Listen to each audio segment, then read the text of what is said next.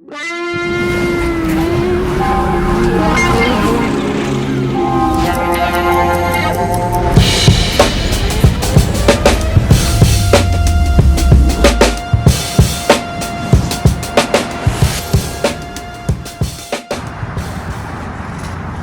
morning, everybody. We're down here underneath the Brooklyn Bridge, a famous structure, but that's not why we're here today. There's an overpass that was constructed at some point later on, but as you can see, this is pretty much of an urban wasteland down here. A lot of Jersey barricades and this sort of tenting that they have put up all around it. So why the heck are we here? I gotta be careful because I don't want to die. But anyway, so here we are, and this is where Cherry Street started. It was one Cherry Street, was probably just about back there. I don't know if you can even make it out what's there, but there was a beautiful house right behind this barricade and fencing that they clearly don't want anyone to see, but it was here. And this was a beautiful sort of suburban neighborhood back in the 1700s, or it was almost probably still rural. But it's not that now, and you can see it's debris filled, dusty, dirty, a lot of no trespassing signs, and you can't really see anything. But and there are no plaques. There was a plaque, but it was removed. But it's just this kind of gigantic urban landscape that it's under construction. I'm not sure what they're doing. Probably shoring up some of the... I'm trying to look for an opening so that I can show you. Well, yeah, there we go. So there are a lot of openings there that they're doing something to. I don't know what. But anyway, that's not why we're here either.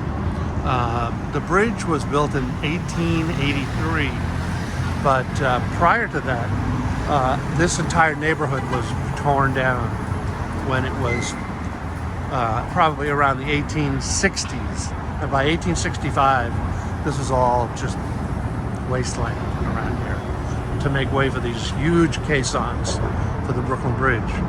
Then you can see the iconic towers off in the background. But why are we here? Well, we're here because number 1 Cherry Street. It was more like number 1 through 5 Cherry Street. Was the first White House. Yup, it's true. George Washington did live here, in fact. And there was a plaque put up. I can't find it. I'm looking for it, but I don't see it anywhere. Here you can see one of the caissons, and it's really hard to see anything other than, like I said, construction work site. But there was a plaque commemorating the house that he lived in. He only lived there for about 6 months, but it was the first presidential mansion. And I'm trying real hard to find the plaque. I think they took it down, either temporarily or permanently. And Cherry Street went off in that direction, or that direction. And so it's gone. But it's been gone for a very long time, since before the Civil War, really. The neighborhood was torn down. Shortly after Washington was here, he moved to 39 Broadway, which we'll see next time. And that also has been there for a very long time. But I'll show you pictures of what it used to look like, and I know you'll be surprised. So here we are today. This is our second stop on today's tour. We're down here on Lower Broadway. It's a beautiful day. It's a little on the chilly side. We're standing here in front of 39 Broadway. can see their custom house down there. There's the bull with a big tourist draw, and it's pretty crowded today, even though it's freezing out. So here we are. This is 39 Broadway, and this is where the Alexander Home House was located. And this was the second presidential mansion. It's just an ordinary office building, and there's a small plaque here, which I'll take you closer to.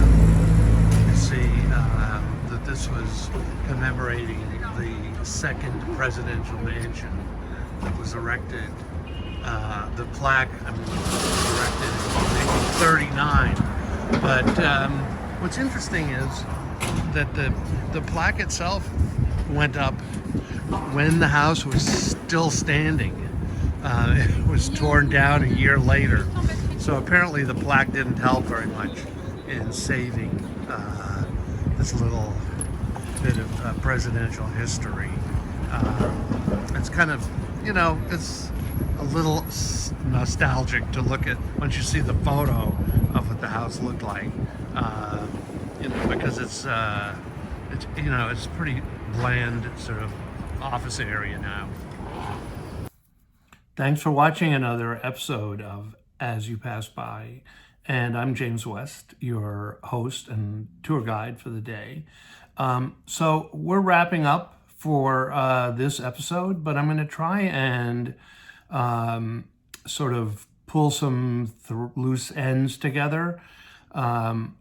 So we've seen the site of the first presidential mansion in the United States history. So that was where George Washington lived in 1789 until 1790. He didn't live there for very long, maybe 6 or 8 months. And that location was known as the Charles Osgood House, and it was also known as the Walter Franklin House, Walter Franklin being the person who originally built it. Now, this is something that I've been discovering more and more as I do research and as I comment and explore some of the history and do a deeper dive. Depending on what the source of the information is, the dates change, the addresses change. So what many of the places that I've looked, and including some of the plaques, have an address of 1 Cherry Street for the Macomb House, which was where George Washington first resided, and it was designated the first presidential mansion. It was not located at 1 Cherry Street. It was located at more like 7 to 9 Cherry Street. What was located at 1 Cherry Street, however, and this is something else I've discovered, was the birthplace of William. He's sometimes referred to as William Marcy Tweed. His real middle name was Magar, William Magar Tweed, and he's affectionately known as Boss Tweed, who was never mayor, but he was a very powerful and influential figure in New York City history from the 1860s until just before he died, which was in 1878. Anyway, he was born at 1 Cherry Street. That was the Tweed household, and was also the location of the Tweed chair factory, which was what he was originally employed as by his father and his grandfather, who were both chair makers. And they had 2 factories, or maybe factory is too big of a word, but they had 2 stores on Cherry Street. The other one was located at 24, which is also long since demolished. He also worked at the engine company number 12, which you can see in the drawing that I provided. So here's a chalk drawing of the area that was at one time known as Cherry Hill. And it's a view looking up toward the conjunction of Pearl Street and Cherry Street. And this was in 1808.